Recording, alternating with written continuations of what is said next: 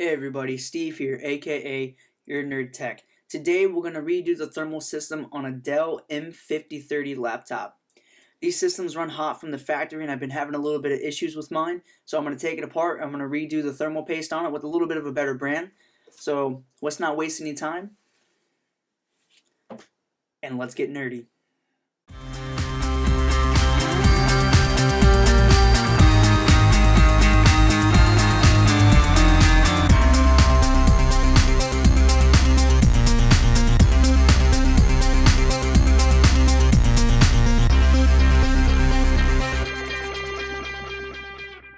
Warning, do this repair at your own risk. If you are not comfortable doing this repair, take it to a professional. If you damage your laptop in any way, shape, or form, it is not my fault.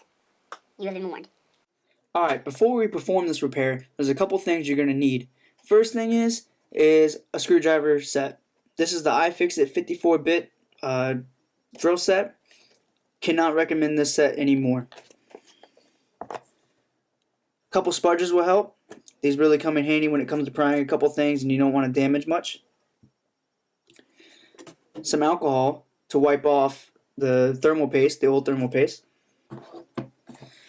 Some toilet paper, or paper towels or a rag. I'm just going to use some toilet paper. And of course, new thermal paste. First thing you want to do is remove all power. You do not want it plugged in, and you want to go ahead and remove the battery. You don't want no power. Alright, one of the things that's nice about these iFixit screwdrivers is they're all magnetized. Any tech should definitely have a magnetized screwdriver. If you have a screwdriver laying around and it's not magnetized, so what you're going to do is you're going to take a hard drive magnet, or any magnet, and then a screwdriver. And then to make it magnetized, you drop it on the magnet, and then you drag in one direction.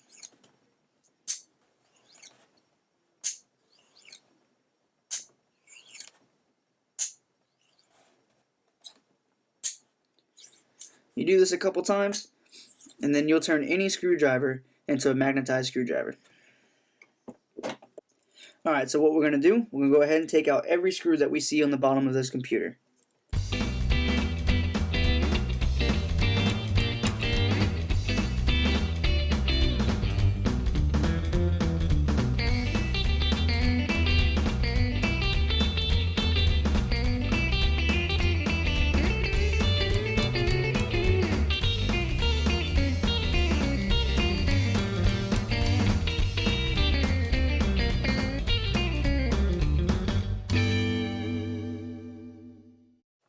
Alright, I believe we got all the screws, so now we can flip the laptop over.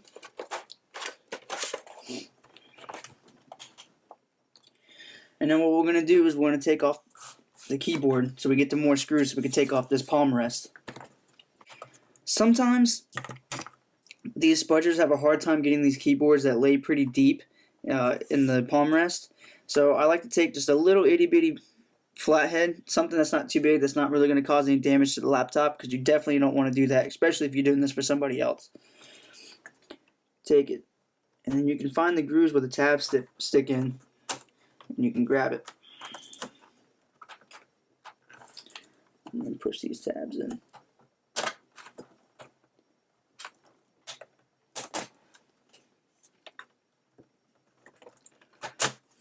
And then the keyboard comes off. And now, you have these connections in there, and they're called ZIF connectors. Very easily to break. Be careful with them. This one, I've seen three different kinds. I've seen one where the black tab in here flips up. I've seen another one where two tabs just push out. They don't flip at all, so be careful with those because you will break them. I've done it personally. Or on Macs, you see the ones where you see this flip connector, but it's on the back side of the connector, and you flip it up and then pull the cable out that way. Apple likes to do that on a lot of their models. But this one flips up. Pull it out, and now we have the keyboard pulled out. Next thing I'm going to do, I'm going to pull the RAM out. So I have one RAM module in here. It's just two prongs. There's one prong on this side and then one on this side, and you just spread them apart. piece of RAM will flip up as you see, and then you just pull out. Alright, next thing I'm going to do, get this connected here. Next thing I'm going to do, I'm going to pull out the optical drive. So to do that, there's a screw right down here. Change my bit back over. There's one screw.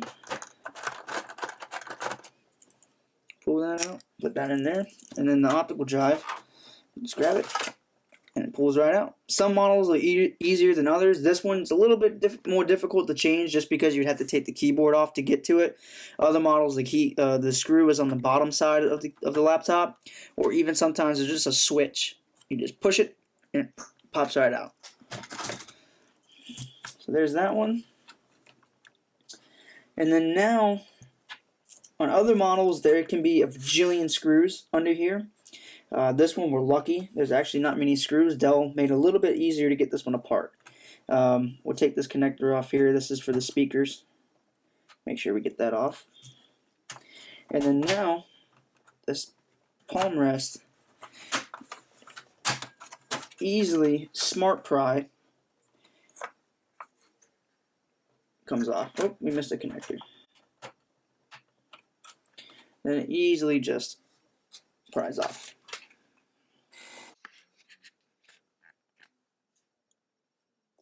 Now what's nice about this Dell model is we don't have to pull the board out.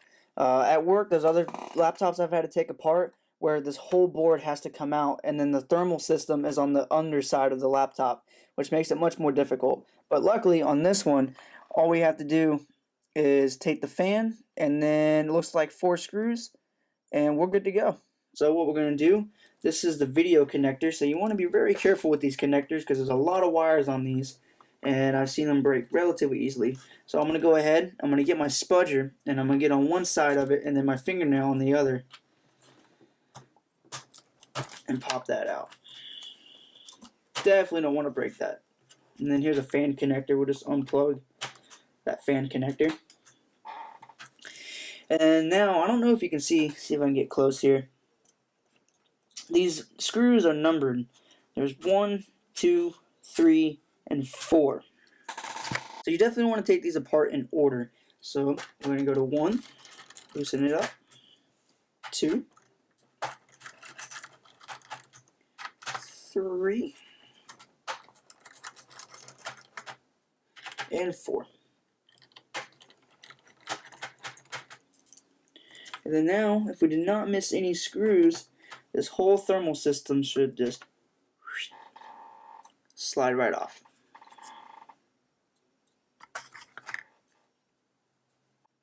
And as you can see, this thermal paste on this system looks actually relatively good. I've seen much worse.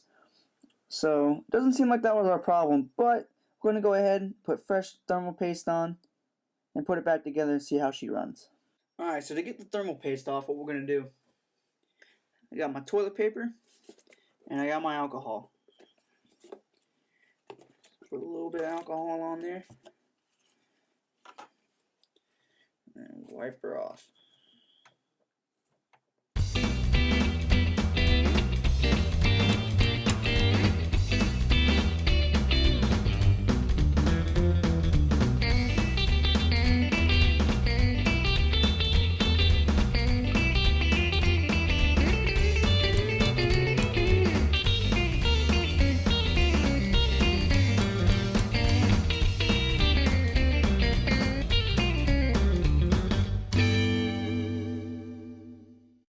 Alright, so now we have 3 clean chips. We can apply the thermal paste.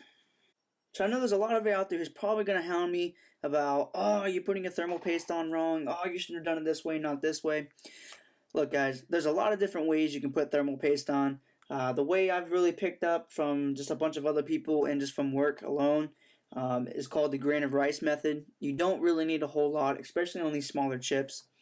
So you definitely want to be not too heavy on the thermal paste, but don't go too light.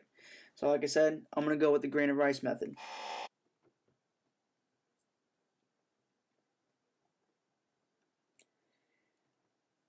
A grain of rice. On these little ones, especially this guy, a little dab. Same for that one. Little dab. And that's all you need. Alright, and I almost forgot. You don't want to forget the bracket that holds on for the cooling system. You don't want to forget to get that thermal paste off as well. So now really from here, this is the reverse order. Like I said, this one is a really simple repair. This one does overheat over time, so it doesn't hurt to redo your thermal paste every once in a while, and it's a cheap repair. You can get thermal paste for like $10. So we'll go ahead and replace this in.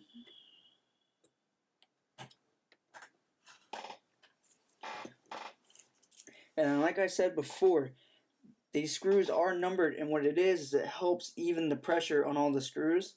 So we want to make sure we put these back in order. Plug her back in. And we also want to plug in the video cable. You don't want to put it back together and realize, oh damn, I forgot to put in the video cable. Even pressure. Everything's good. Everything's tight. Alright, so now we can go ahead and put the palm rest back on. Alright, so to put the palm rest back on, just try to lay it as even as possible. And then just press on the edges.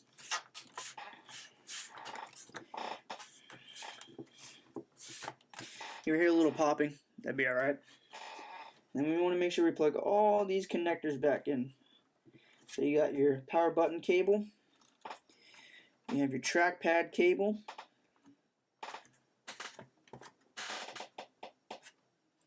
and then we have our speaker cable. Let's get that plugged back in. Alright. And then now we want to install our RAM. You don't want to forget the RAM, because if you forget that, you're never going to post.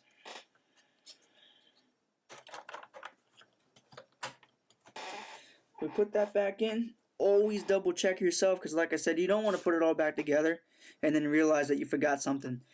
That sucks. So we got all that in. Now we're going to go ahead and take our optical drive here. Slide that back in. And then now we're going to go ahead and do our keyboard. And then put this keyboard back in, just flip that connector up. Make sure this cable goes in evenly. They do tend to break. And flip it down. And then this keyboard, these tabs here, slide in, like so, and then push it down.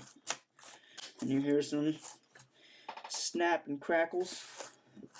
That is okay. Close the lid. Flip her over, and now we get to put all the screws back in. Yay!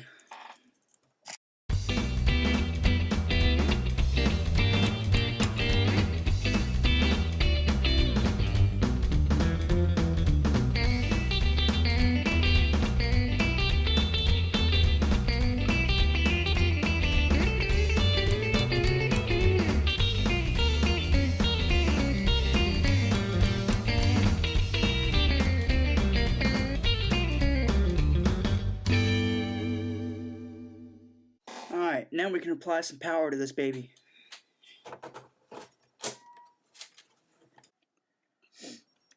Alright, now let's make sure we did our job right.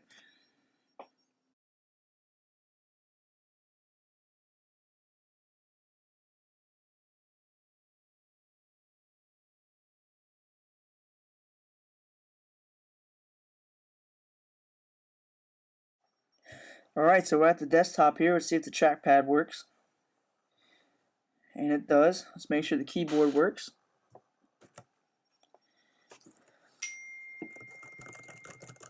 And it does. So we're looking good so far. One last thing to check. Make sure the sound works. Oh, I hear clicks. Looks like we're good to go. Job well done. Alright guys, I really hope you liked that video.